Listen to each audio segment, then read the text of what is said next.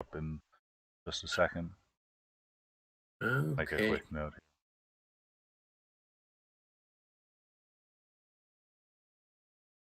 Hey, so and there's no audio. Can you not hear me?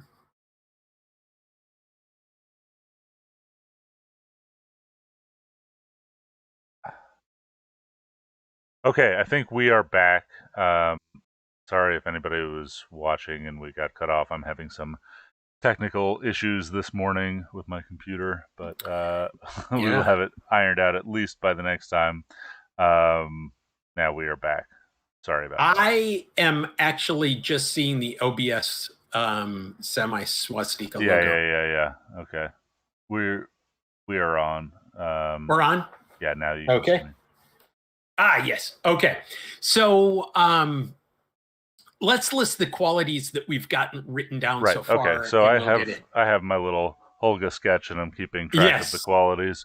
We have that it's inexpensive, it's light, it takes 6x6 pictures on a 120 film.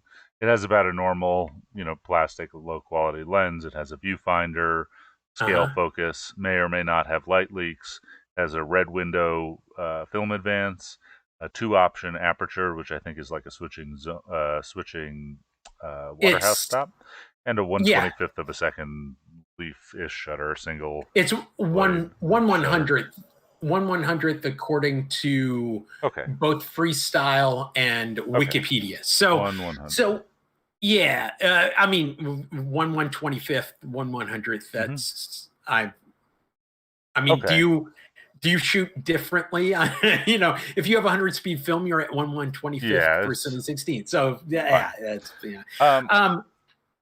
okay. So do you want to talk about like all of the different obstacles to producing each one of these sorts of features at home, or do you want to talk about what you think we can do? We need to add in a couple more for the brief. So I see. Interchangeable lens. Well, actually just one.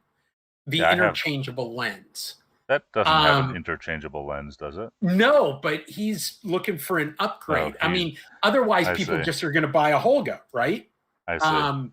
There's no reason. And the Holga 120G CFN also has a built-in flash. Oh, hold on. Let's go back to this lens for a second. What mount is in the brief? An interchangeable lens is very vague. Well, I think that is something for us to solve. I think that's what he left us to solve that. And we kind of, and I really want to get to that. That's actually, I think, the funnest part of this. Now, I have never taken apart a Holga lens, but I am going to assume it is a single element meniscus. Would you make that same assumption? Single or double, maybe. I doubt it's a triple. Here. Pretty, low quality polycarbonate plastic lens. In front of me. Unmounted. Okay, so let's see if we can see. I'm just looking to see if there are any pictures of. Okay. No, these are just people who've taken the full lens housing and put it on their DSLRs. Here, Holga lens, and let's see if I can. By the way, you've replaced me with your my search for Holga lens elements. And here I don't want pictures. I want what is Holga lens? Low contrast, simple meniscus. Okay. Is a simple meniscus lens. With a single meniscus lens, that's actually something that we could do. We would, depending on the run, and all we have to do is really talk to Fred at Surplus Shed and see what he could supply. Yeah, I know you love Fred, but or somewhere else, or somewhere else. It is great for homemade camera builders for runs of cameras, everything they have. Or even a 50 maybe, but an infinite run. I don't want to have to redesign when Fred runs out. But I'm not. I mean, that's part of the deal. Yeah, that's part of the deal. Okay, so should we address these one by one, or sort of more as a whole? Let's do them one by one. Okay.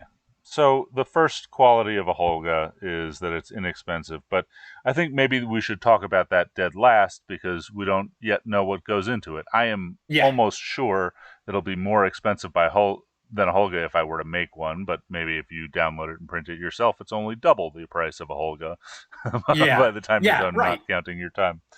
Well, and there are lots of supplies that you'll have to supply yourself.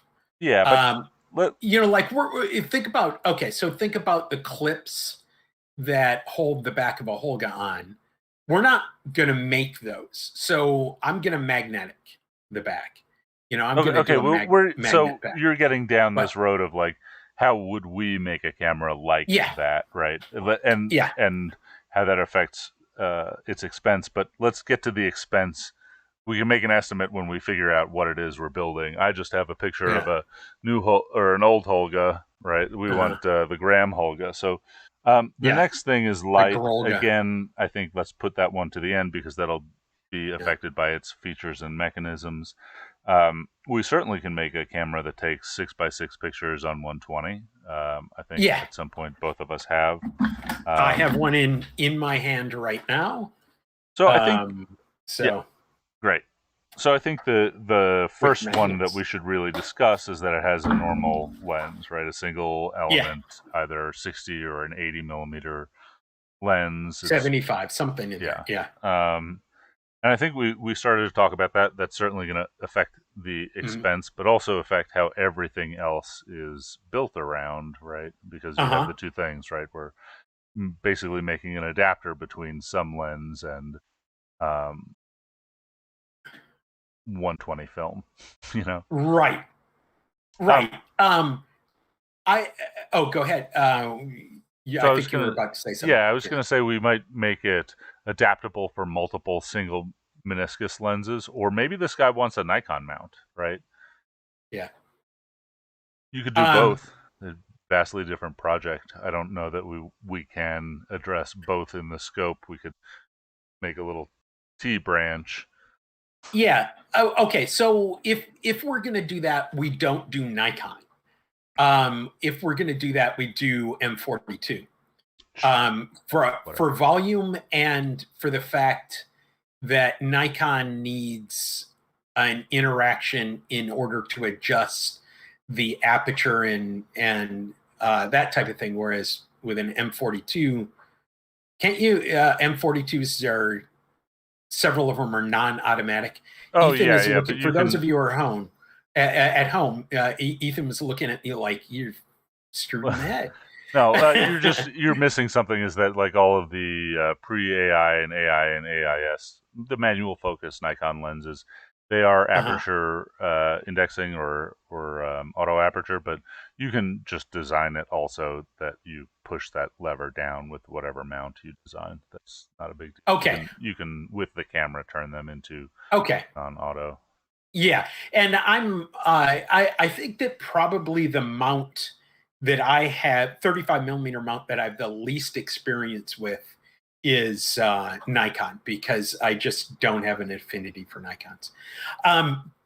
But okay, so I think because the focusing system and the mount system and like ultimately the body is going to all be built around these lenses.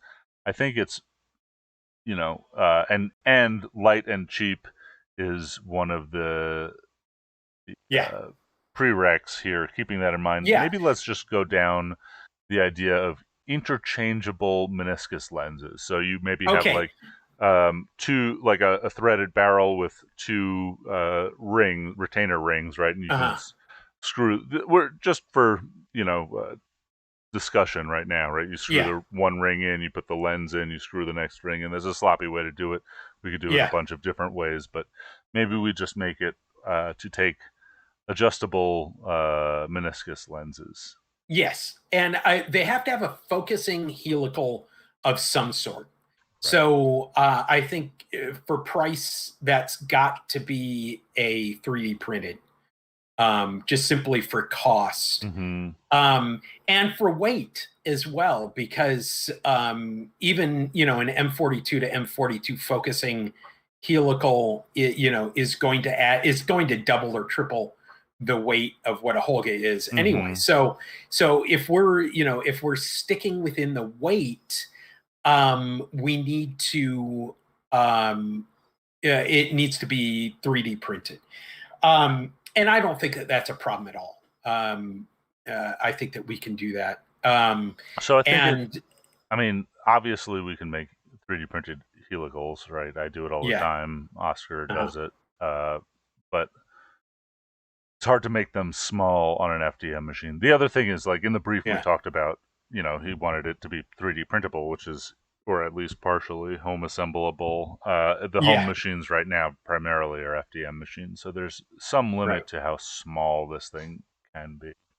Yeah, I have a Parker Musselman, and I don't see it right here to hand. He sent me a Fuji helical, and the Fuji helical I have not for a new Fuji digital camera, or for a Fuji FX, and these are just for my Lens Punk lenses, and it's not just right here. Now I printed it, and I can't get it to helical. I can't get it to go in and out all the way, but I haven't given it any time at all. There's sanding or anything like that. So there's about 6 to 8 variables to make a helix smooth, but it's doable for sure. Yeah, just can't be all that thin. Right. Okay. So I think so I would say that the helical is something that we would want to not remove from the camera, that the lens would sit on the helical, versus the lens sitting inside of it. Why swap out 3 helicals? Let's just get one helical that works, right?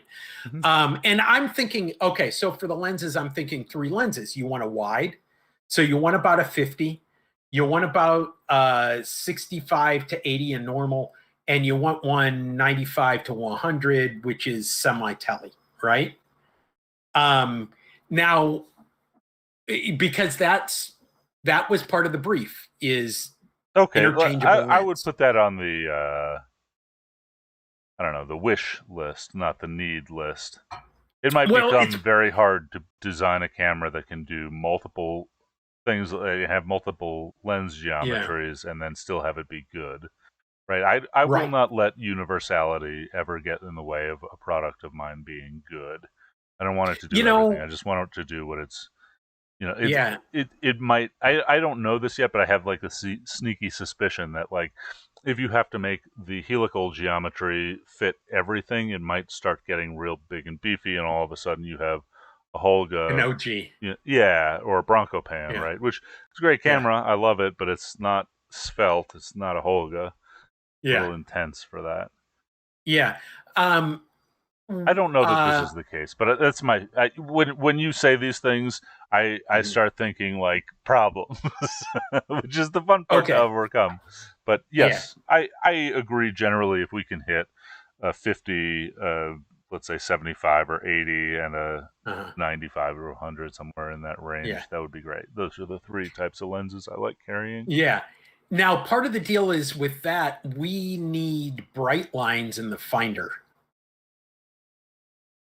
Don't we? Do you know how bright lines are generated? We need something in the finder. Okay, or something we need in the finder. Swappable finder. Cool. Bright lines is a okay. Okay, that's not going in a Holga. I'm not saying bright lines. I'm saying frame markers somehow.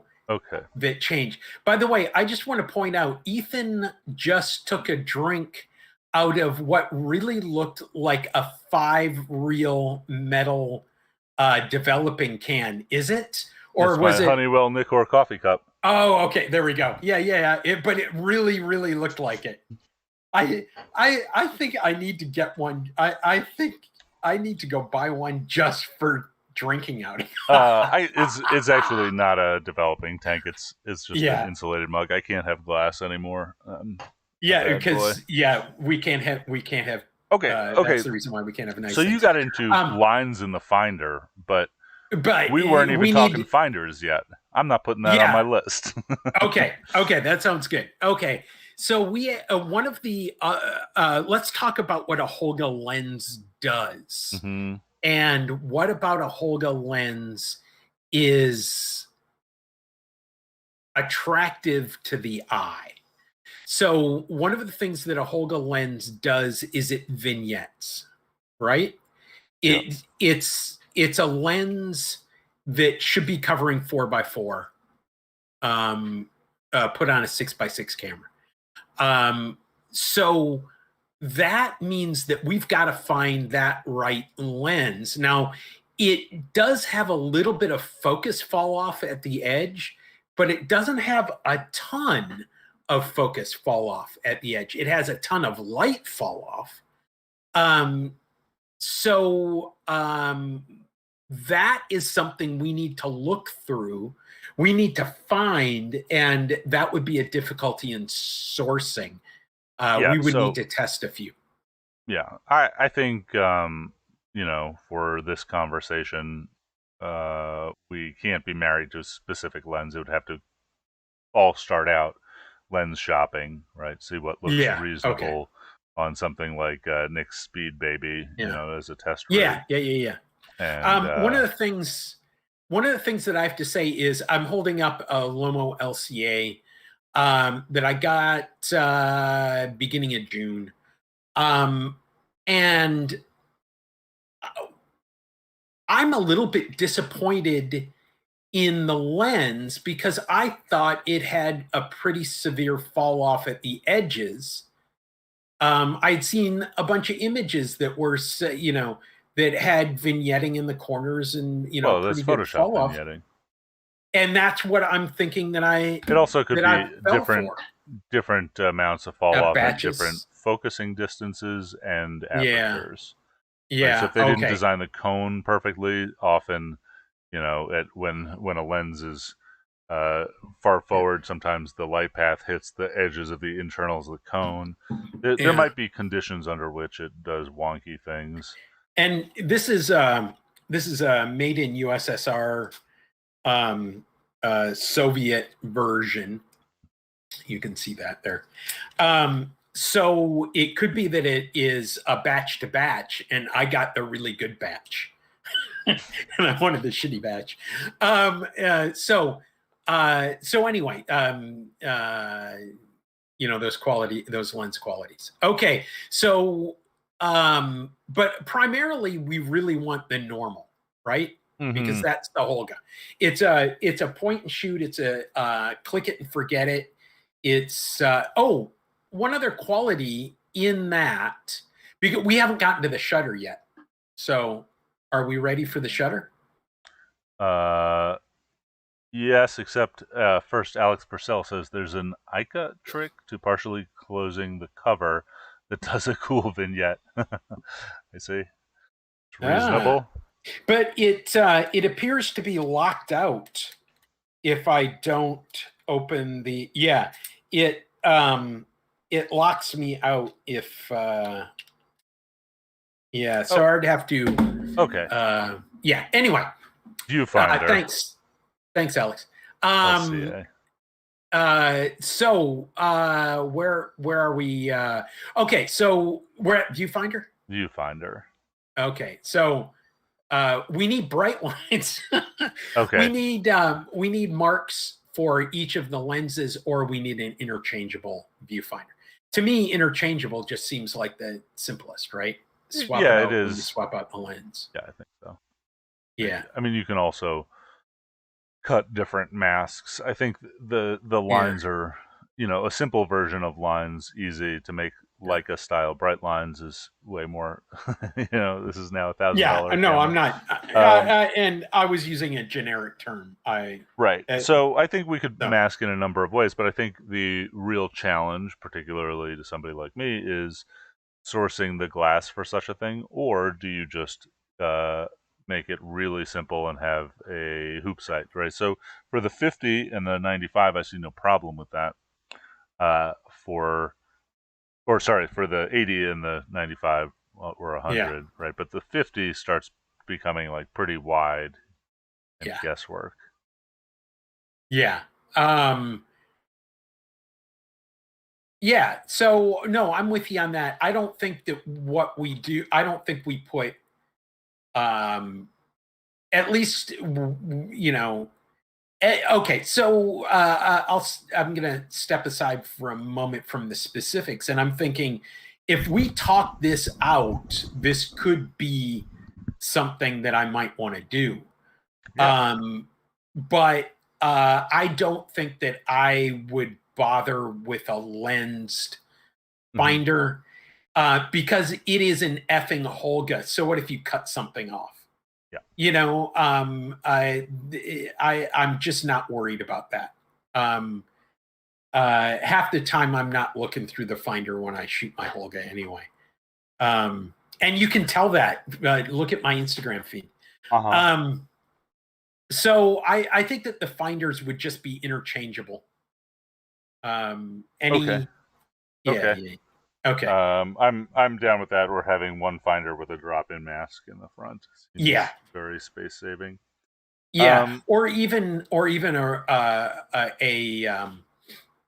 could put a cold shoe on there. Sure. So you can put Reveni Labs light meter or a rotary turret finder. Okay, so I wrote possible cold shoe or shoes. Yeah. So yeah, we want to put a cold shoe every 2 millimeters all the way around it, so that you can't mount anything on them because they interfere with each other. Okay, Ethan's saying I could go back to bed. I'm good. Okay. I think the next one's interesting. We get to scale focus, right? Scale focus. And I think that, I don't think that we build scale focus all the time. And really, truly, my first reaction to our questioner, to the original questioner, was look at the Goodman Zone. Because the Goodman Zone is a scale focusing camera. Now, it also has an RB67 back, or, what am I trying to say? A graph lock back. It's got a Mamiya Press lens, but it's a scale focusing camera, and you're back in the hundreds of dollars and out of the tens of dollars. But and it's you're out of the weight zone. So I see two ways to do this, Graham. If we're talking 3D printed, right? Yeah. The first way is the expensive way and the tough way, although it would be pretty small if we could find a small enough lens. It's to actually print, a 3 or 5 part helix and screw it together. Yeah. The other way is the real cheap way where you have something like, I'm going to grab some parts I got to assemble today. We've got this pinholio body where, it has 2 boxes, or the pinhole that you sent me, that other thing, we have not talked about it on the air, but where it has these bodies that slide in and out. This one needs to be trimmed. Box in box. Yeah. And a sliding box, like you could make with a detent or a lockout screw, and so you just set it to something and you lock it, like the helix on the OG, which, I don't think that's the best. If I were making it for me, I would probably sacrifice the space and weight and cost and make it with a helix. But I think that's going to be a fairly, maybe 4 or 5 days to get that perfectly right for that lens in actually printing a model. Sure. And harder for most people to print accurately. And have worked. Not to say that they couldn't; they certainly could. But yeah, what do you think about these options, or do you want to throw me a curveball or a monkey wrench for a third option? Well, the third option is, by the way, it looks like I'm yeah, right, exactly. No, yeah, and you have to I'm working fold on them. Your video. Yeah, my videos.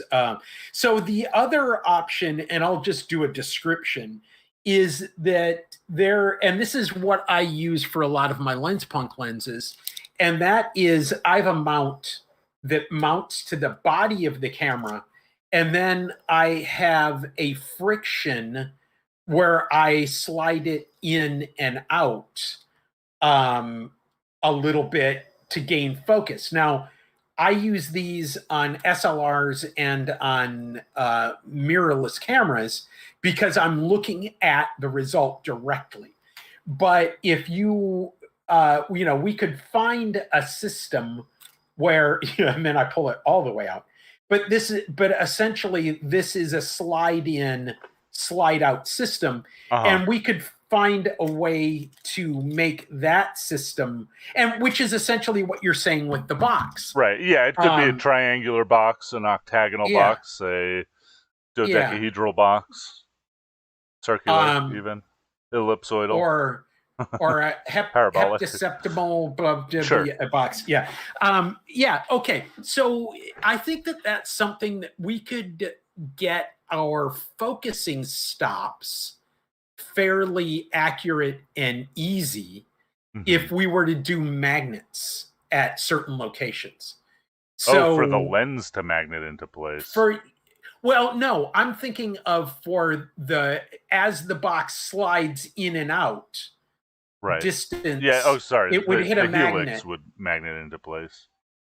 Yeah, but it's not necessarily a helix. It would just be a cylinder. Yeah. Yes. Right. But we were talking about magnetic detents. Yeah.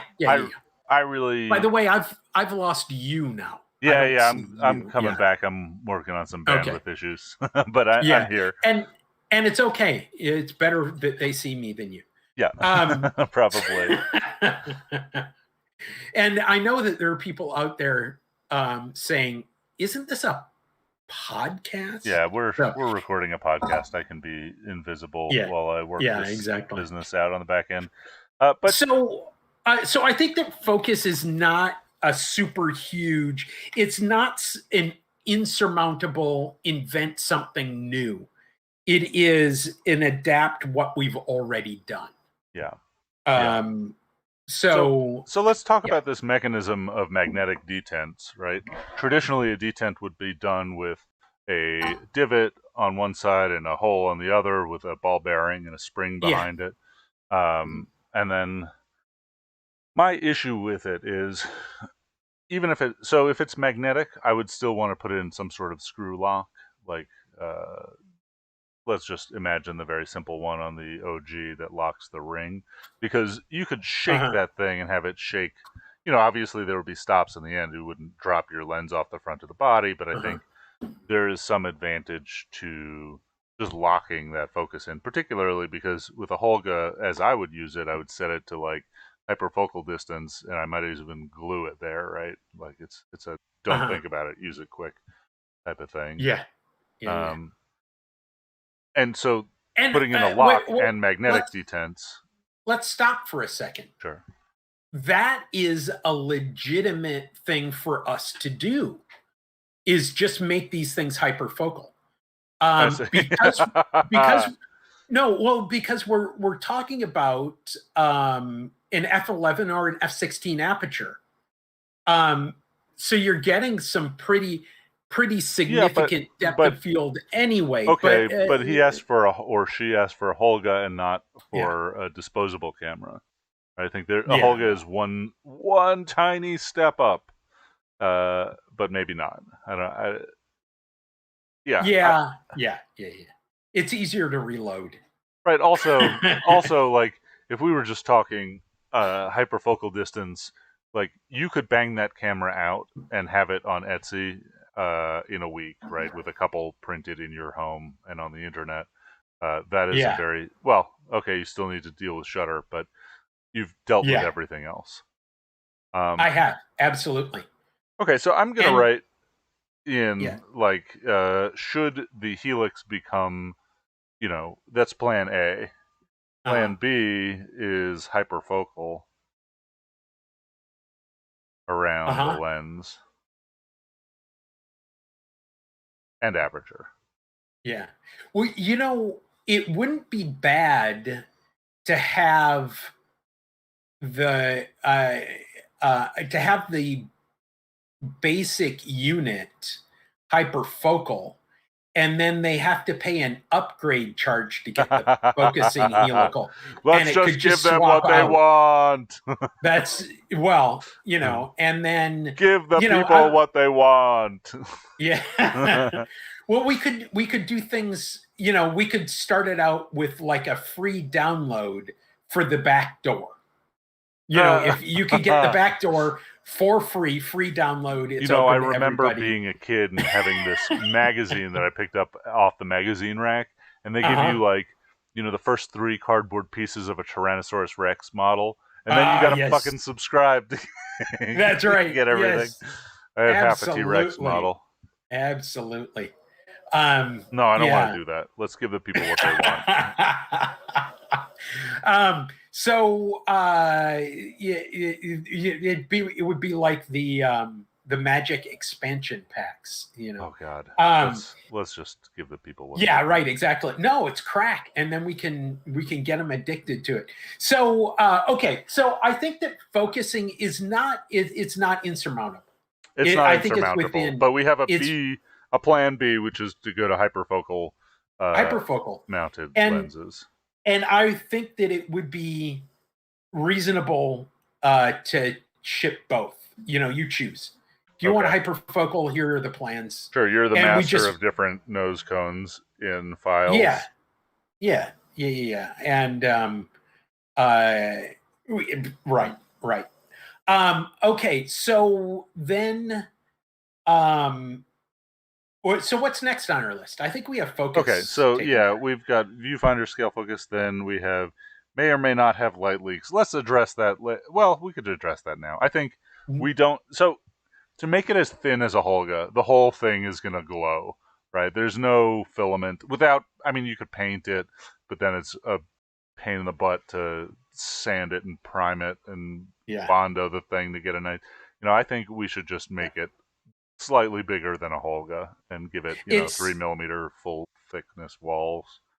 I think that is a key difference between what we're doing and injection molded ABS. It's just that is something that we can't do. We can't get 1 millimeter walls that are strong. Yeah, and as for light leaks, I am not a fan. I'm sometimes a fan in other people's work, but for my work, we design light traps for a living, basically. Yeah, I think no light leaks should be a feature of the homemade camera. I was just putting felt around the inner door of my latest, the Gorgon. We'll talk about the Gorgon later. Okay. Yeah, the Gorgon's not too far off. No, it's not. It's not. Yeah, so it's coming up pretty quick. Red Window Advanced. The other day I found a small sheet of what did you send me? Of acrylic that you sent me 3 years ago, and I cut one into red windows for you, and I have the other just sitting here, so I can cut you more red windows. I have enough red windows somewhere because I've used exactly 0 of those. How many did I cut you? Like 50 of them? It was like a 1 foot by 1 foot more square. Than that. Yeah, there are 2 packs, and it's ridiculous. Okay, so we might go red window or on windowless, this, but with a cover. I mean, it's got to have a hole in the back. It's got to have a peephole, but I don't think that like an older Hasselblad back. Right. Okay. I am of the opinion that the red window is more pain in the ass. Marketing garbage. And it's worth.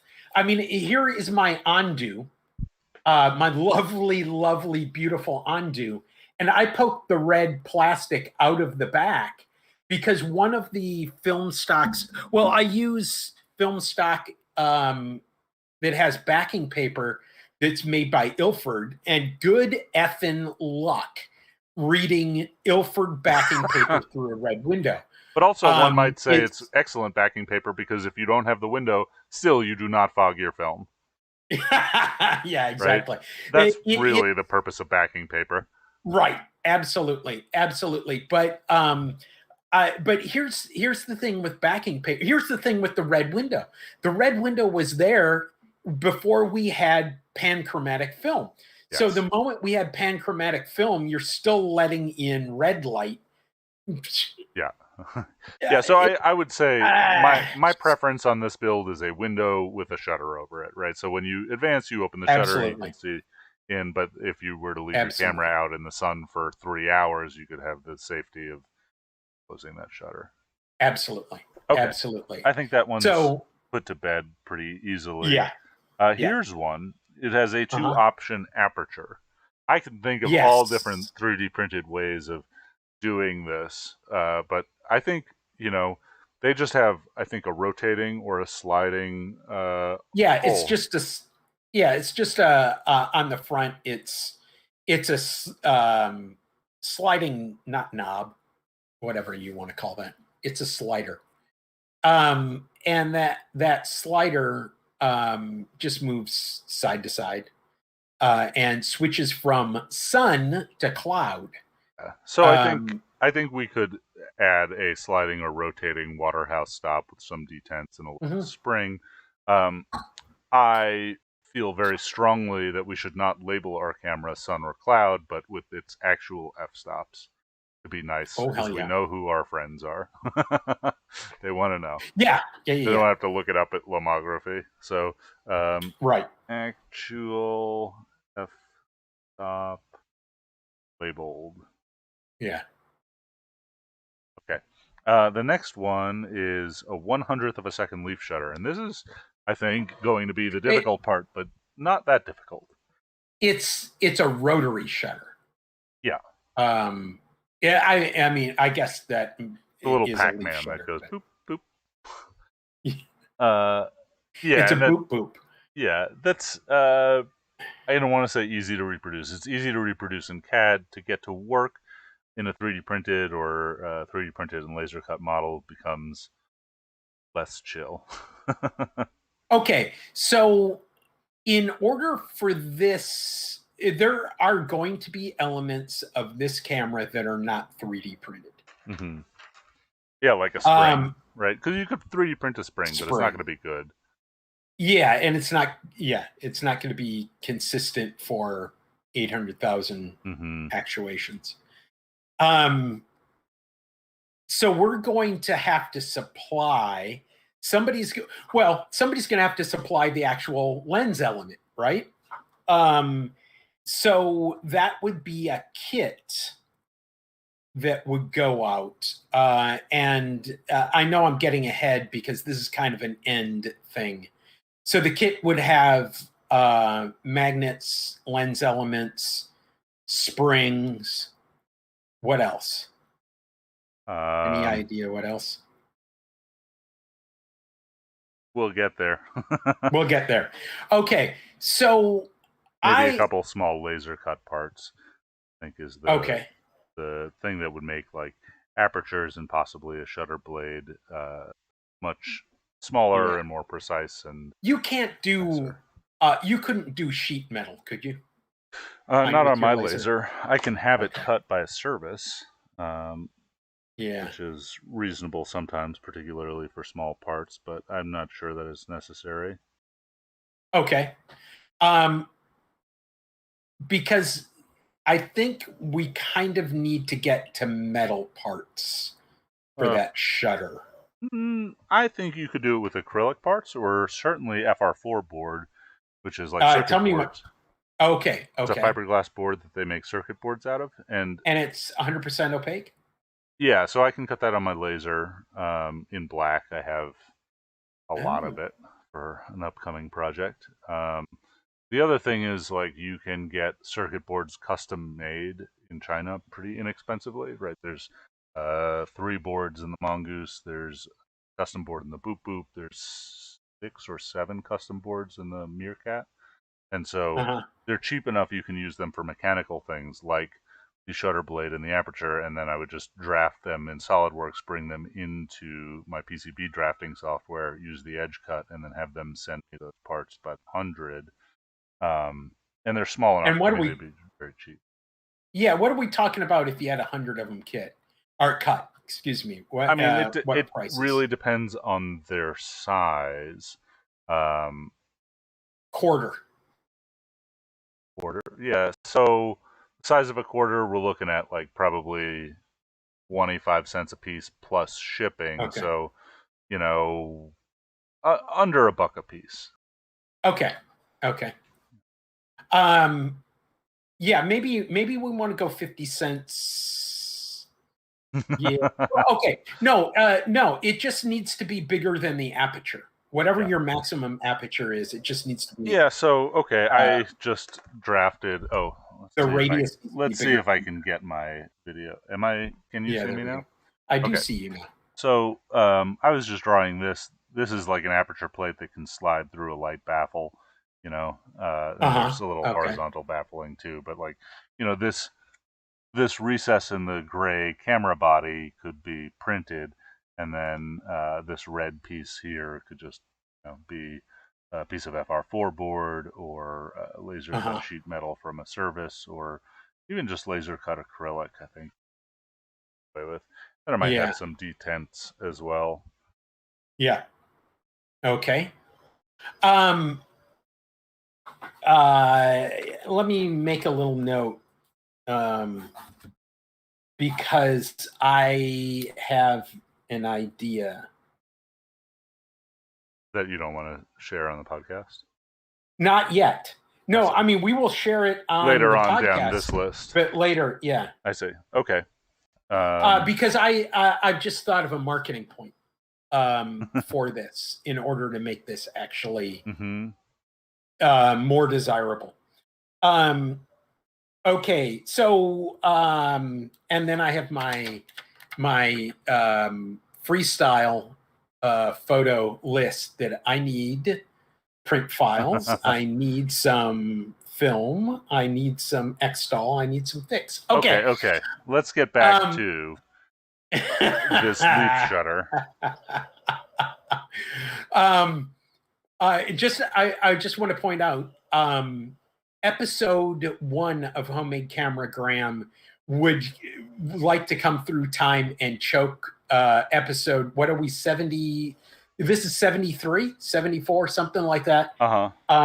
Get on the point. Pay attention. You got to edit out 3/4 of this.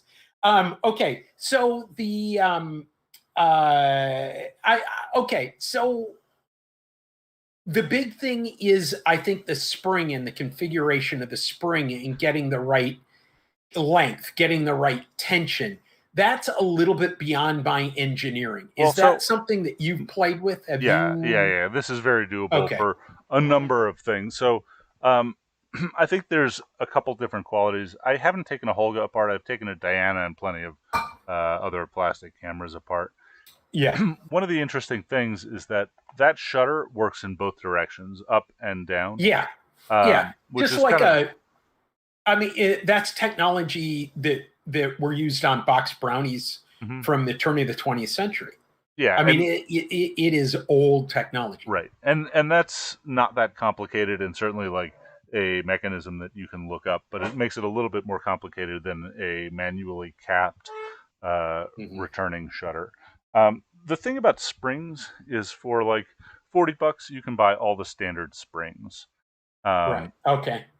I have a box of them here. Well, and I have a box of jumbled springs is not what you want. You want a assortment from Amazon. Yeah, there you go. Or just stick with pen springs. Buy a couple dozen picks for $5. Yeah. But I was thinking, okay, so the springs that I've seen on those mustache springs.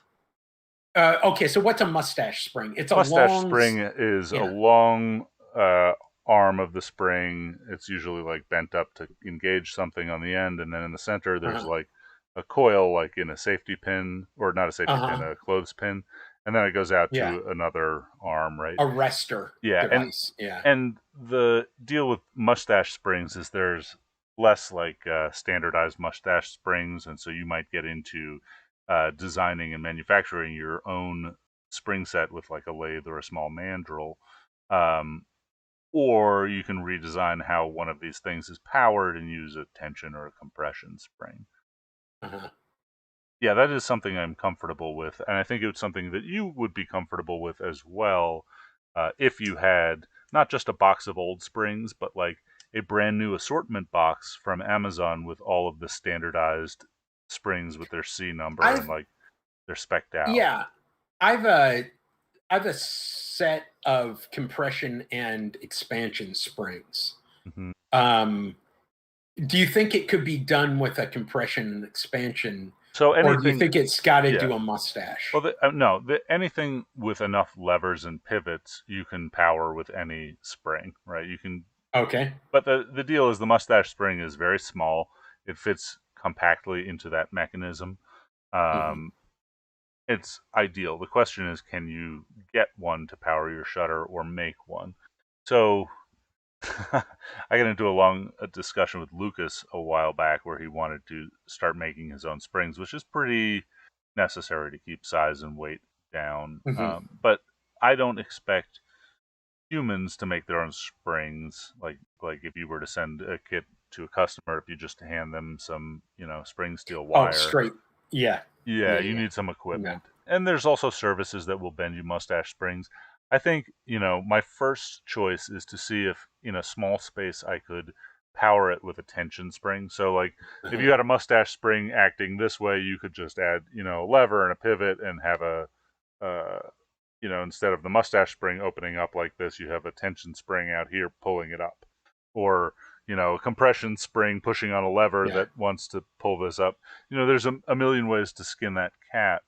But one of the advantages of the works both ways is it starts closed, it opens, and then ends closed.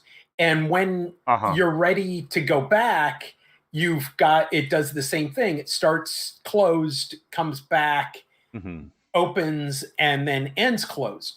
If you have a one direction operation, you need to recock the lens. Anything is possible with any type of spring. It just grows exponentially, right? You might need a series of levers and mounts and things that generally are pretty hard to get precise, particularly at that size that fit inside a Holga. I think, and there's also other things that can, stand in for a mustache spring in a pinch. But I think ultimately, like, if you were to sell 1,000 of these, it would certainly be worth, getting a little drill mandrel and start making them, if not, a full lathe setup. But there's also services that make springs. I think, we've probably talked about this as much as we can without doing any prototyping right now. But, that shutter mechanism of a Holga is reasonable to reproduce. I think you might have to add some like metal screw pivots with shoulders that are not threaded to give it, the Bronco pan required 1 billion hours of sanding and filing to get all of the pivots smooth, and took some grease. And I think, right now I would use a screw hole, and there's like a screw where there's only threads on the bottom and the shoulder up by the head of the screw is smooth. You could use that sort of thing as metal pivots that you could grease and have fairly low friction, fast movement. And that once again would be part of a kit that we would have to drop in for a kit. I bet you could do that as well with an M3 and sheath. An M3 sheath? I don't know what you're an M3 screw. Yeah. And a sheath around that. It could be 3D printed sheath that just rotates around that. And they sell small ball bearings, but on the scale of this, a ball bearing or needle bearing, a roller bearing is all too big. Yeah. So, okay. I mean, that's something I think. One of the other qualities of that shutter that is very important to me in the photography that I do is it has to be able to do multiple exposures, which is really good because then that eliminates the need for lockout. System. Yeah, great. We've eliminated 45 pieces. Yes. Boom. Yeah, I will. I will take that. Give the photographer some personal responsibility. Yeah. So, and I'm thinking, like, if I were to go about building this, the first thing I would do is buy a bunch of lenses and see what they look like. Are we to the end of the list? No, but I'm just getting to the leaf shutter. Okay. I wanted to put it in sort of some order, right? Is that I would buy a bunch of lenses. I would figure out which lens I wanted to build around, and then I would try and build a shutter around that, and then go and build the helix and the body. Right. So I think that's how it should follow, because you can't build a shutter really without the lens that it's matched to for positioning and size. But with that, I mean, that shutter is going to take up the vast majority of the space in this camera. And so at least if it's mostly 3D printed, or might be an awkward shape. And so I would want to then build the body around that mechanism, rather than do the industrial design mechanism or way where I imagine a camera and then I have to cram everything in it. Right. Okay. So there's two more things on our list. We have, he wants an interchangeable lens, which I think we talked about earlier and decided maybe an interchangeable meniscus lens. Yes. So here's where, remember when I wrote down something and I said it was marketing? Mm-hmm. I'm wondering if, even though that was part of his brief, it doesn't have to be part of ours. Mm-hmm. I'm wondering if we do the Holga wide. Just a wide angle. Oh, Ethan. Oh, he's sneezing. I thought Ethan was looking at me like, oh my God, your idea smells like poo-poo. No, I'm still trying to sneeze. Okay, so I'm thinking of the Holga. It's called mute. It's called mute, dude. I muted the outgoing. I didn't mute outgoing. There we go. Okay. Okay. So I'm thinking about, because nothing that we've talked about so far makes this camera more attractive to me as a Holga user, and I'm a Holga user. I just went on break, left my Leica, went on vacation, left my Leica M2 at home and took 3 Holgas, along with some other Were they cameras. identical? But no, there were 3 different ones. One of them is a Holga 120N that has the ability to do bulb, because I've a couple of 120S's that do not have the ability to do bulb, and I like that because I'm all into really smeared, blurred images right now. Then I had one with a 4mm mask in it. You've seen the masks. Yeah, of course. The slit masks. And then the last Holga 120S, which is the one that Nick gave me, I have modified to take 2 rolls of 35mm film. Oh, cool. So that means I had to cut some stuff out. And are they in their canisters, or you put them? Yeah. Wow. Hang on a second. Let me. Let's see this. And I just saw. This is something that I just saw on Instructables. So this isn't this isn't my invention or my anything there. But so what I'm holding up is a Holga. Let me see if I can get it within. Oh, wild. Okay, so it's a Holga with one 35 millimeter canister that's sitting outside of the body. There's one 35 millimeter canister inside the body. And there's, so it's 70 millimeters wide, but I've got, it's 60 millimeters top to bottom, or 62, that go across the film gate. But I've got 72 millimeters worth of film, so there's an overlap. So I saw that in Instructables, and do you take up on just a 120 reel? Yeah, 120 reel. It's 22 clicks. Says right on the top, and then 22 do you clicks. Rewind it, or do you unload it in a No, dark bag? you dark bag it. You have to dark bag that. So I don't think we should design exactly that Holga, but that's pretty cool. Yeah, or a variant is the 72 millimeter version, where we've got two 35 millimeter. I think that's a one-off for me. Yeah, that's a cool camera, but that does not warrant a month of of actually making. Well, here's the deal: is that you could build it off of. You're just extending the film gate. Mm-hmm. Okay. Okay. Back to the hardest part.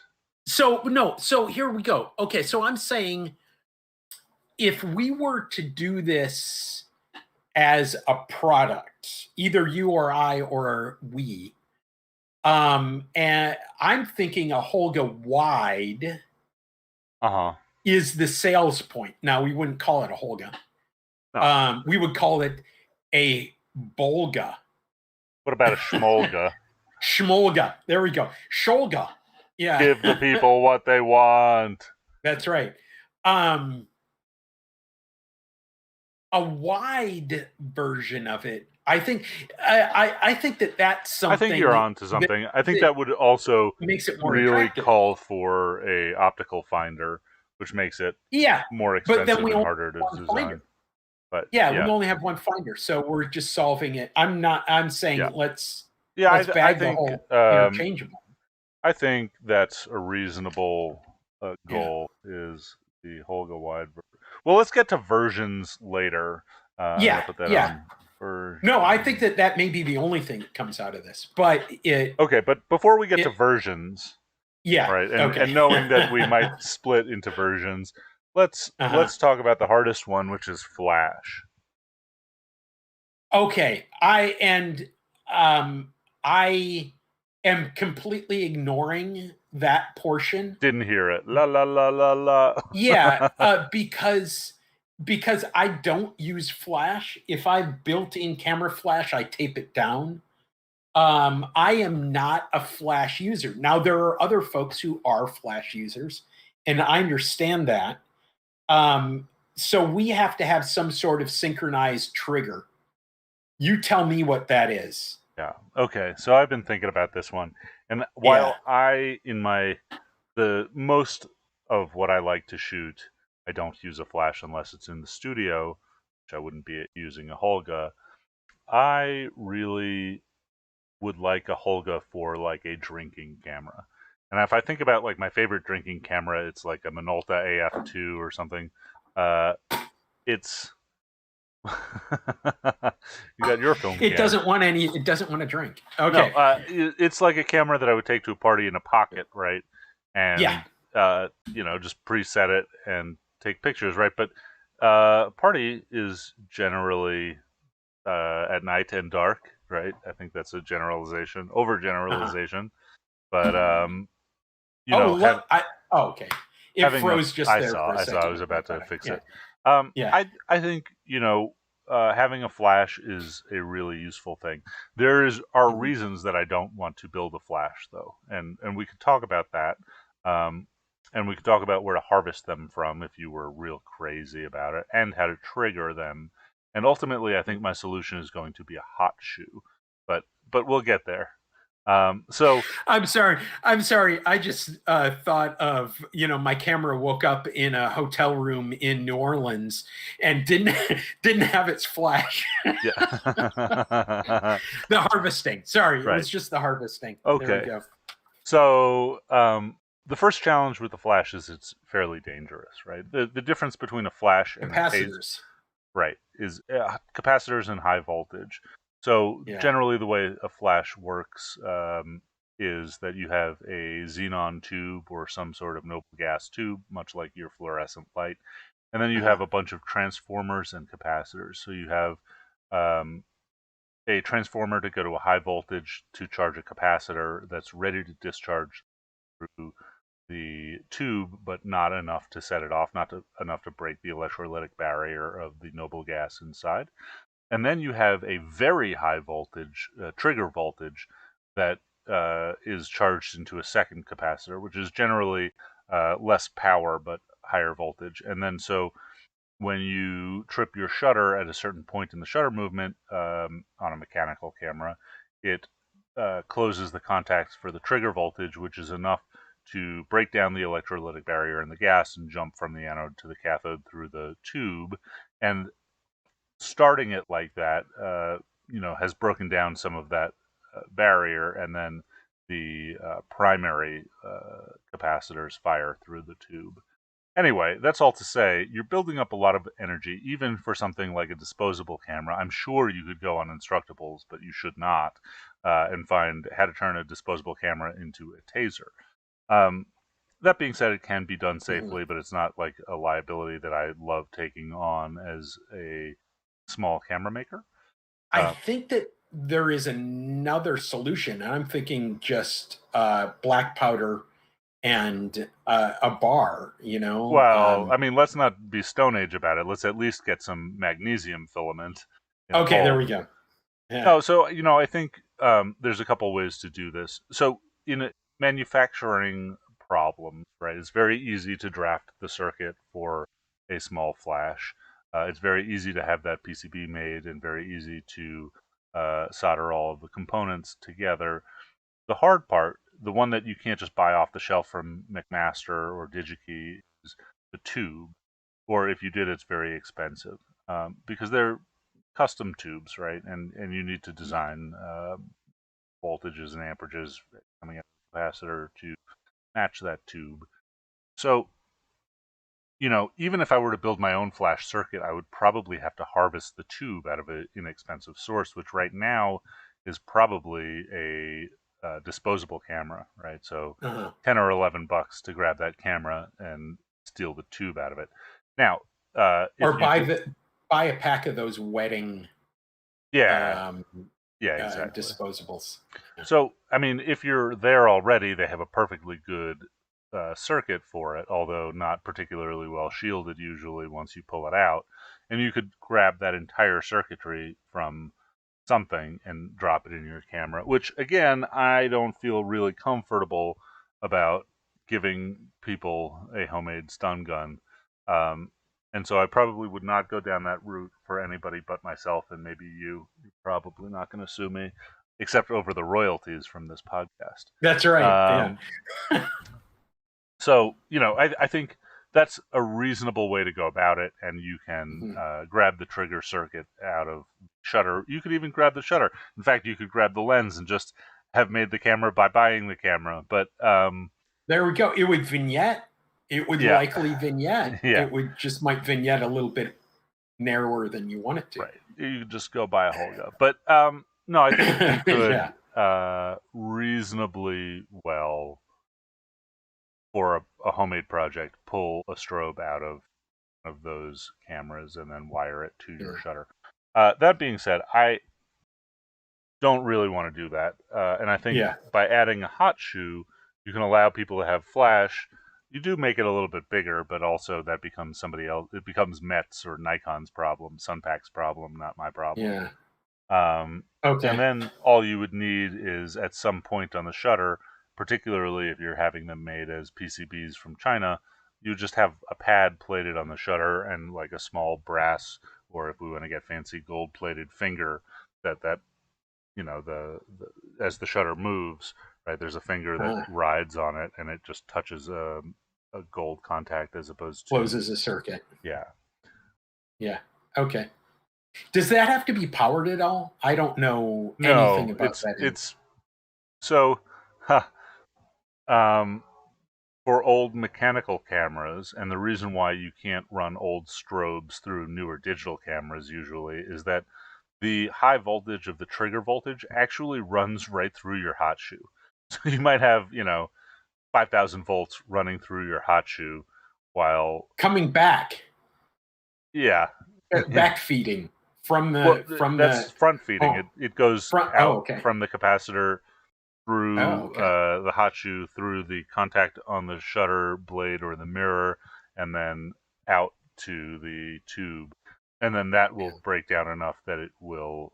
I mean, it's a very, very small amount of current at a very high. One of the things that I see about that is that might need to be an adjustable element, because if somebody's taking a series of pictures and you see this, arc or something that's the top of the shutter, we might need to do some adjustments on where that hits. Traditionally, that would be, I think, on most cameras is actually through the mirror that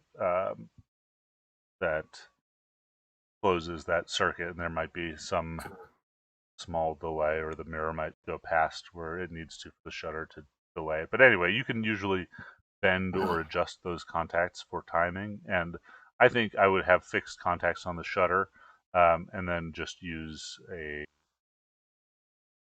bent leaf spring, or a leaf spring that gets pinned down with a screw, where you can loosen the screw and change the position of the leaf spring. Yeah, so at a different angle of the shutter, it pops the flash. That's, fairly, I want to say fairly simple. You start putting all of this in a box and 3D printing it and trying to minimize the number of pieces. It's not at all simple where we've gotten, but I think it's, it's a simple mechanism on its own. I see the value of what you're talking about. Let's go back to one of the original qualities, and that is weight. And the moment you put in a shoe-mounted flash, it's bigger flash on it. It's bigger than the camera. It's heavier than the camera. The camera no longer fits in your. There's some nice small pocket. Peanut flashes. Okay. But yes, I get what you're saying. It makes it significantly larger. Yeah. Okay. What? I think we have one more thing. One more. Yeah, versions. Versions. And we're gonna sacrifice the versions to the gods. Okay. We were thinking a wide version. Yeah, no, I'm thinking that actually may be the killer app. That may be the part. That may be the sales point. I'd love to hear what other people think about that. Okay, so we were talking about 3 different lenses. A long telephoto's not going to be practical. No, not a good choice for that camera. Yeah. So what other things would you like to expand the line on? Or is there anything that you think of besides glow in the dark, which, they already have? Right? Yeah, so I think a normal and a 50 millimeter wide version are good versions. And the other one is, like, we spent a lot of time talking about this flash business, and maybe, if it was a DIY thing, I might make a version that accepts the flash out of something else, or I might make a couple versions with or without hot shoes. Yeah, I think that okay, so bring me up to speed on a hot shoe. Is there any power coming out of the camera on a hot shoe?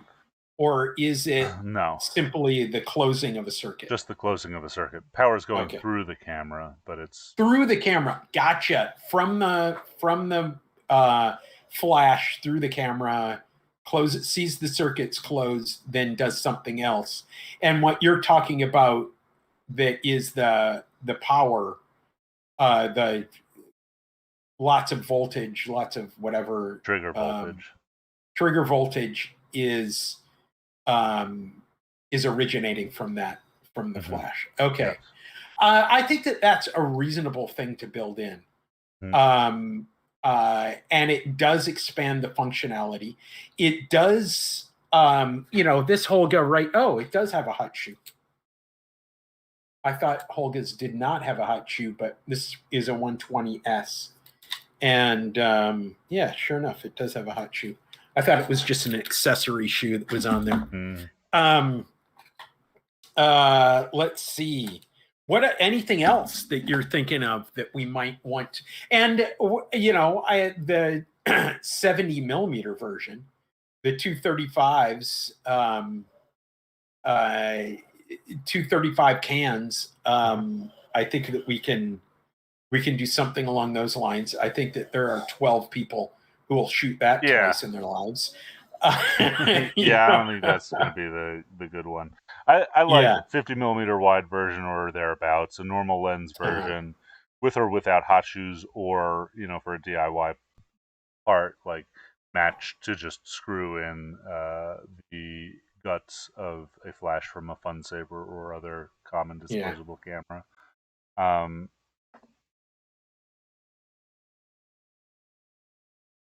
Yeah. I think that we're at it, unless we want to do like a 35 millimeter version or a 4x5. Yeah, I mean, obviously I thought about panoramic versions. Oh, here's one. Yeah. I think your killer mask for the Holgas is the 6x3. Where you get two panoramas side by side, and you have to hold the camera sideways. I think that's a cool thing. But that could probably just have, let's add drop-in masks. Drop-in masks. Not as a version, but they should all take them of some. Right. I fully agree. And and believe me, it once you have the mask properly fit to the space, it's 20 seconds to make a new one. And we might even open source that file. I don't think it would be really difficult for anybody to back engineer that file. Mm-hmm. So, build your own creative masks. 2 squares.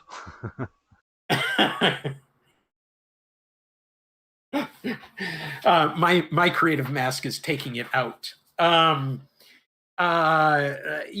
Okay. So here's the question, Ethan. Do you think we have a product? Do you think we have something? I think that we could do. We talked about putting together a kit. Mm-hmm. What is this? So we have a project for sure. We have a project. Okay. But we don't know if it's getting done because we don't know if it is a project. We haven't done the engineering. We haven't done all that type of stuff. I'm thinking that we could probably. Well, okay. Hold that thought for a second. Yeah. We said we would come back to inexpensive and light at the end, right? And so now we've spec'd the camera. What do you think you can build it for, and what do you think you could sell it for as a kit or a thing? And that might tell us whether our project is a product. Yeah. Okay. So I think that we've got some different stages of kit, and we have different stages of product. Let's just talk about the component cost first. Okay. Well, first of all, let's talk about the files. We should be able to. We're talking about things that are relatively off the shelf, with the exception of the spring and the shutter. Mm-hmm. Everything else is off the shelf. Magnets for the back. Okay, the lens. That's kind of the killer. Because one of the things that I really want to talk about, or one of the things that really is kind of killing me about the anything that we sell is something that you know about, and that's international shipping. Mm-hmm. I wish mean, like somebody had a printer or something where they could just make a thing right where they are. Yeah.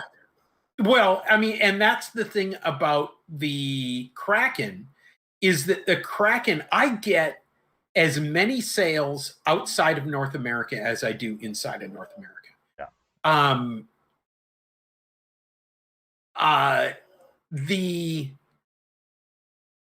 So it's the same cost plus whatever your local VAT is. Yeah, sure. So I love that model, but that model isn't going to work for this, right? I mean, it could, if you spec'd what, like if you found a reliable source of, lens components of maybe a spring or two, and 3D printed things like the shutter panels rather than right. Laser rather than cutting them. Yeah. And or the other thing is that we could also do some things like look for off the shelf parts that are, like for instance, this part. Whoop, there we go. I'm pointing to a washer that is it's a fairly large flange and fairly large hole washer that is what the advanced knob magnets to. So I glue it in. That's an off-the-shelf part that's an American SAE part, but it's got to have a relatively same size component in metric available all over the world.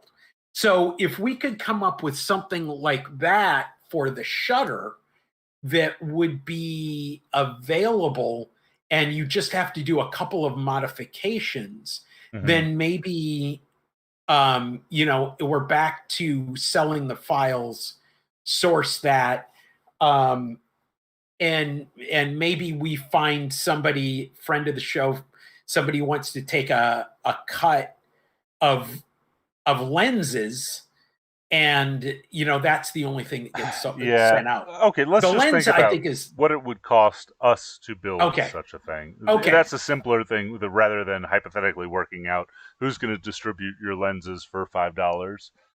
Okay, yeah, okay. So I'm going to say a lens cost to us is $5. Okay, I think that's conservative. Okay, and magnet costs to us would be I don't know, a quarter for 4 magnets. They're about 14 to 20 cents a piece. But also we actually didn't talk about back and back closure. You were on this whole magnet kick. Yeah. We were talking about that in your other camera this morning. Yeah. I don't love magnetic back closures. I might like a magnetic back closure should there be a mechanical lock once it's closed and aligned, right? Magnetic alignment is great. I use it like on the Meerkat to hold the light panel in place, but there's nobody tossing a Meerkat around. You don't scan things while you're on the road, but like a camera, I know it's a good closure. Okay, so let's I'm going to dispel that quickly. Okay, so the first thing, I'm holding up an Ondu for those people who are at home. One of the things about the Ondu is that the back is flush with the sides, but then has a curved bevel, not a bevel, has a fillet. And there is one place where there's like a notch in the body that allows you to grab that and lift up. Okay, this thing is not going to come off. I'm much more worried about the front shutter opening. Okay, but I am the back coming off. Sure, but one thing we didn't spec was strap lugs. I think a Holga, like, you put it in your pocket, you throw it in a bag, you wear it over your shoulder, and you beat it up in a way that you might not necessarily with an undo, right? It's a slower camera to use. Okay, so here, let me show you, and I'm showing him a camera that it's the Gorgon. It's a panoramic camera. We'll talk about that in a few minutes. I have the back flush with, there's nothing to grab except for in the corners, and I'm going to switch cameras so you guys can really see it. Here, hang on a second, is going to a video, and I am going to do, there we go. Okay. So, because this will focus much more closely, much more easily. I just have to find it. There is in the body a little, a fillet, or excuse me, and this is not bright enough, is it? Here, let me turn on another light. Let's see if oh! So, here, part of the deal is, there we go. Okay. So I'm just trying to get the reflection right. Okay, so there is a a part of the body that sits a little bit lower than the edge. So there is and I've frozen. There we go. There is a way to get your finger in there. That is the only thing. Here's what I'm going to do. Here, I'm going to hold it right over here, and I'm going to try to take that off. Well, okay, I did with my fingernail, but it is not going to remove from the back with anything other than a significant force. If you talk about the Holga, the classic thing about the Holga is you tape it up, or like what I have with my Holgas, I have a rubber band around every one of my Holgas because my Holgas are, the back falls off because of the way the latches are. This is not a reduction in performance. This is an improvement in performance. I think it's an improvement over the Holga. I'll fight you to the end. But I don't know. I'm unsure that it is an improvement to the possibility of a locking back. I still feel safer. Do you have 6mm neodymiums? 6x3? I usually 10x2s, but I can get all sorts of them. Well, I understand how well a connection they make, right? I use magnets in a lot of things. I use them in the self-developing bags for holding the film down. Yeah. But okay. Regardless, we were back to costs. No, I think that's a point, because that's a cost element. I think that anything that we do with this, if you really want to be paranoid, we put a hole and a freaking M4, and you screw it in, and that's your back, or that's your backup. Your backup. Are we listening to music right now? Yeah, you hit no. Sorry. So that is, I'm going to argue that the magnetic back is not a problem in any. Okay, I'm willing in any way. I am willing to concede that to you on a temporary basis until it is prototyped to my liking. But we know we can make different things. Should we approach this? Should we get back to cost? But also, it is 10 now, and I would like to take a stretch if we're going to keep going. Okay. Let's go ahead and take a break. All right, I'm going to put up a "Be Right Back," folks. We're going to take 5 minutes, and then we'll talk about what the cost of such a thing is. Oh, yeah, I'll mute us, but I'll leave us. You can hear me. Okay.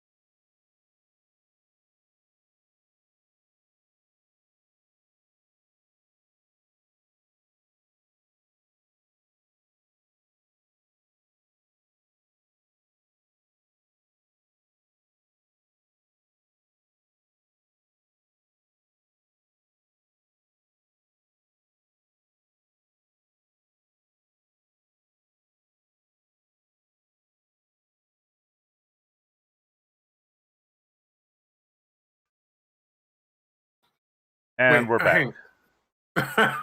While Graham is eating carrots. In my mouth. Okay. Okay, so the cost of this thing. Cost of this thing. So for one person to build, right? Okay. So you're not going to buy for somebody to build or for the kit, because I think that's for me to build, my cost, and then we'll figure out what it actually costs. Okay. Because you're going to buy magnets in bulk, and you're not going to buy specifically for eight magnets is about $2. I think you can say. Yeah. Okay. I'm guessing a little high, but taxes and such. Okay. We're gonna need screws. I think probably $3 or $4 worth of screws. I bought almost $1,000 worth of screws this year. I mean, that's high. It could probably be $2 worth of screws, but I think $4 gives us plenty of screws. Yeah.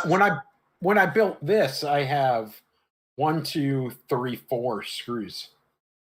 So mustache spring, I'm guessing at about $2. Okay. Don't forget spade bit, screwdriver bit, because I'm not building anything without that as my advancement. Oh, right. Here, let's see if we can. There we go. Somewhere in there. So what do those cost? Like $1 a piece, a little less. Oh God, I don't even remember here. I'm gonna guess it at $2, right? We're not gonna be. No, I'm gonna guess less than $2. I mean, they should be 50 cents a piece if you buy them in bulk, but like by the time you pay for shipping, yada yada, $2 gives us breathing room. Okay, and for those of you who were not, I use screwdriver bits, flat bit screwdriver bits for film advancement. It works for both 35 and 120. And they're like the standard. Ethan. Yeah, you're welcome. They're like the standard hex socket screwdriver bits. Yeah, and that's part of the deal, is that they're standard. And there's my spring assortment. Here, hang on a second. I'm just going back in time to see when I bought them. I also forget if we said just a plastic viewfinder, but then you got to the wide one, and then it's got viewfinders. Yeah.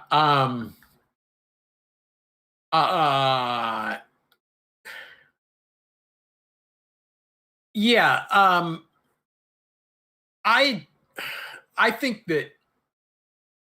Okay, you tell me what I've got to do to drop the right lens in there, unless you want to go back to harvesting a viewfinder from Yeah, I mean, we can buy lenses to build viewfinders for sure, particularly if it's just one lens. Getting them to match is a little bit of a thing. We might go $5 or $6 into components, maybe even 10, depending. But yeah. So I mean, okay, for viewfinder version, I'm going to allocate $7 to lens elements for that version of it. Here, let me go back. I've been looking all this time. The flathead screw bit, $15 for 50. Right. Yeah. I mean. Okay. Okay. Yeah. I mean, because we're gonna buy in bulk, for something like this. Yeah. So the other thing is the PCB aperture and shutter boards, which, like, if those are PCBs, let's say $3 for both.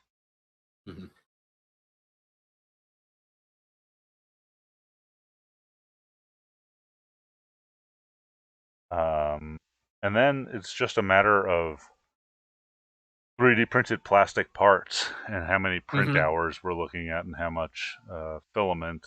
My guess is this is going to be something like 15 hours of prints, just guessing. Yeah. And use something like a third of a roll of filament total. Okay. It's high, but so $8 for the filament, and electricity and time. Yeah. So I try not to these days create any product that I run the printers for less than $10 an hour. That's not my cost, right? Obviously, people can run them much cheaper, maybe $1 an hour or $2 an hour. But I got a business and the printers are busy. So I mean, that's the question: is like, do you sell it as a pre-printed kit, or do you sell it as? I actually think that there are 3 methods of buying this. You buy the files and source everything. You buy a kit, which are the 3D printed files and the hardware and non 3D printed elements. And then the last one is you buy a fully put together machine. Okay.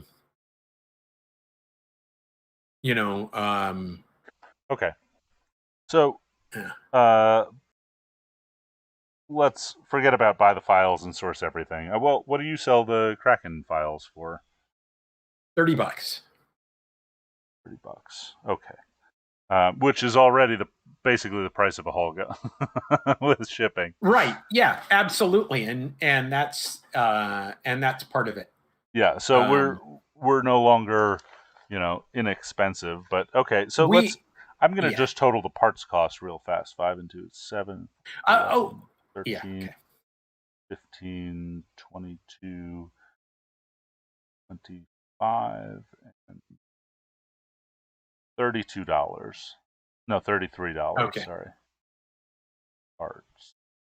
That's without printer time. So we're 65 with the intellectual property. Right. But plus shipping and I get a markup if I'm warehousing things and selling them to people. So we're now at $95. Okay. So this is a $200 Holga. Oh, I mean, $95 for the kit, right? Yeah. And that seems crazy to me for what you're getting, considering you could buy 2 Olympus OM1s with 50mm lenses on it for that price. But but it'll look good. It will. We're not looking for good. I'm not saying this is a bad camera, but I want to be realistic. Like, I'm not going to produce things at a price that's going to make me homeless. Just not going to happen, right? So no. The kit where I just ship you the parts, we're looking at $95 if we made 30 on the files, and then I marked up all of this shit that I got a warehouse. 1,000 magnets and screws and springs and screwdriver bits and finder parts, right? Which I have to order in bulk to get any reasonable price, but then I have to sit on, a huge cabinet of this stuff. So, we're not Ford. We don't get just in time. Yeah, right. And so a full camera, right? I am up to my cost to produce the parts before I assemble. 33 plus 150 is $183 for parts, right? Before shipping, before assembly. Plus, that's painful. How many hours does it take to assemble one of these? My guess is 4. So let's say that's reasonable. This is now a $583 camera. On how much calibration has to go into that lens. Yep. Hang on one second, Ethan. Sure. Let's take a little note.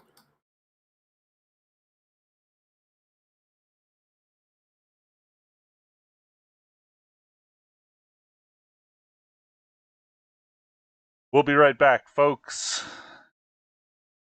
The world's most expensive Holga.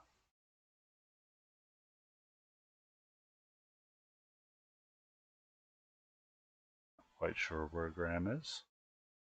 Back shortly.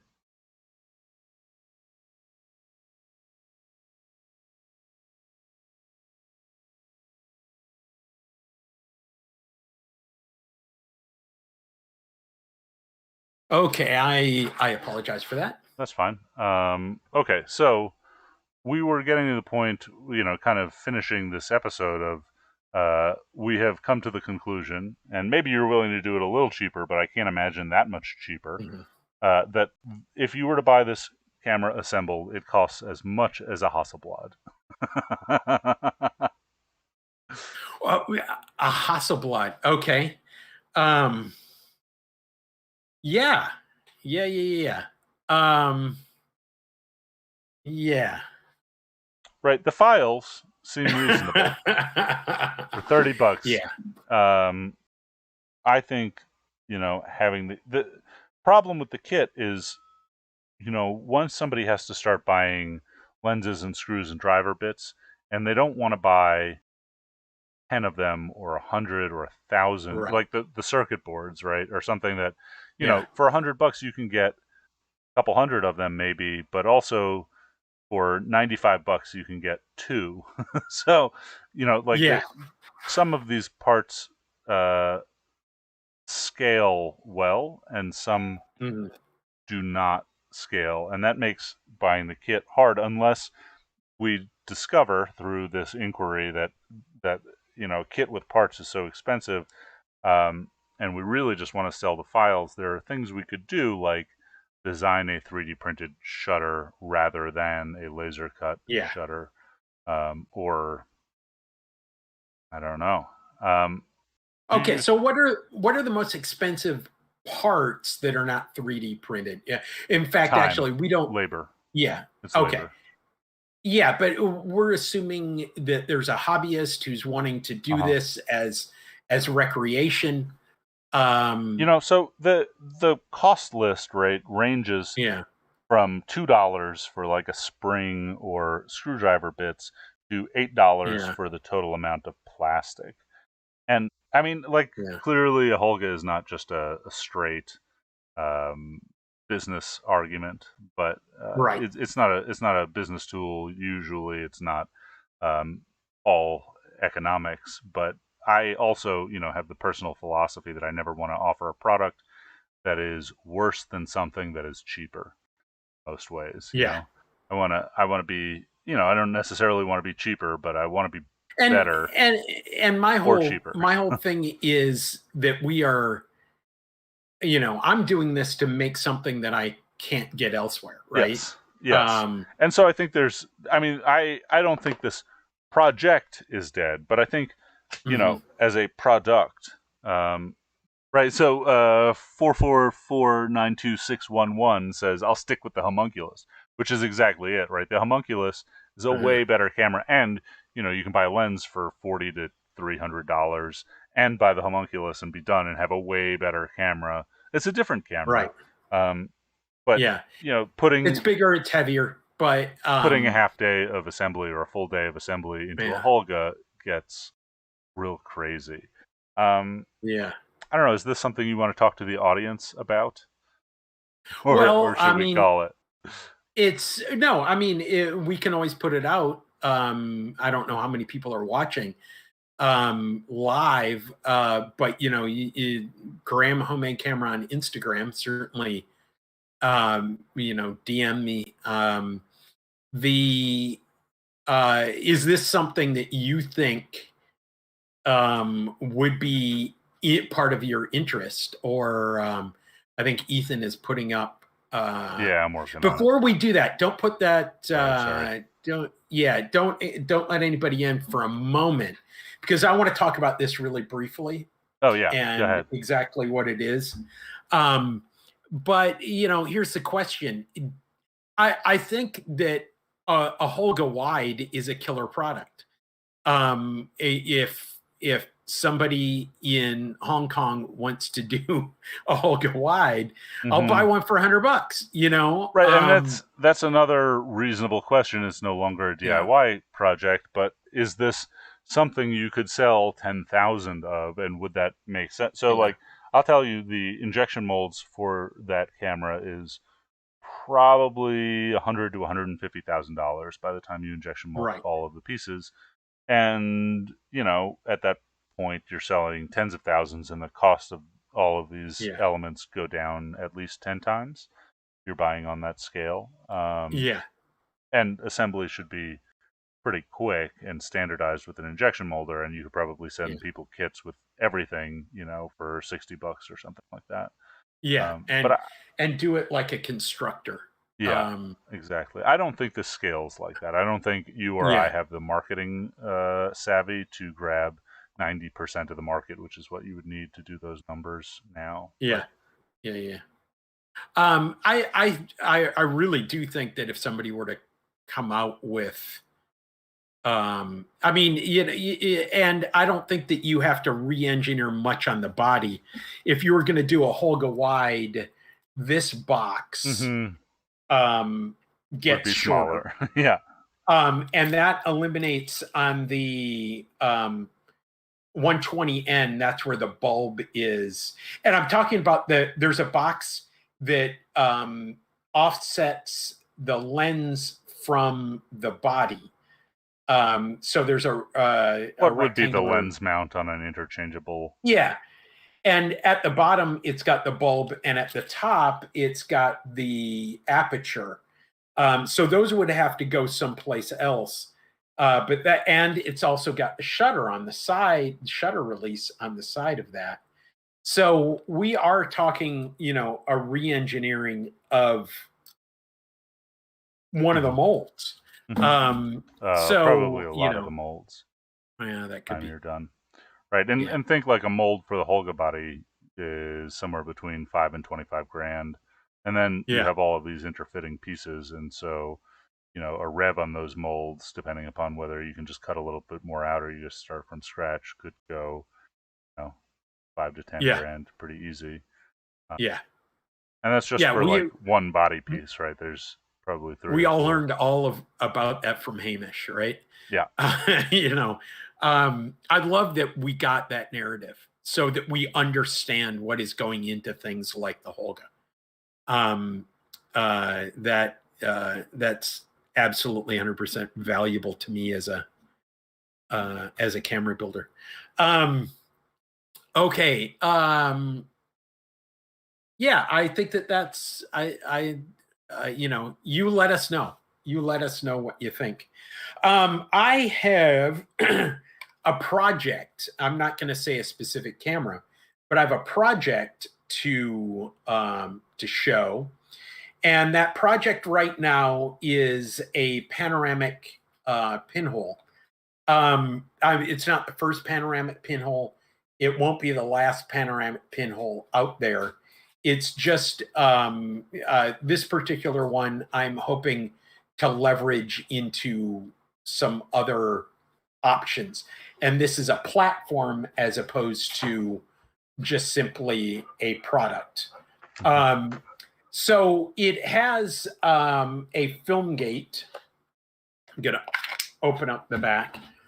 And it has a film gate that is, and I'm trying to get the glare just right. There we go.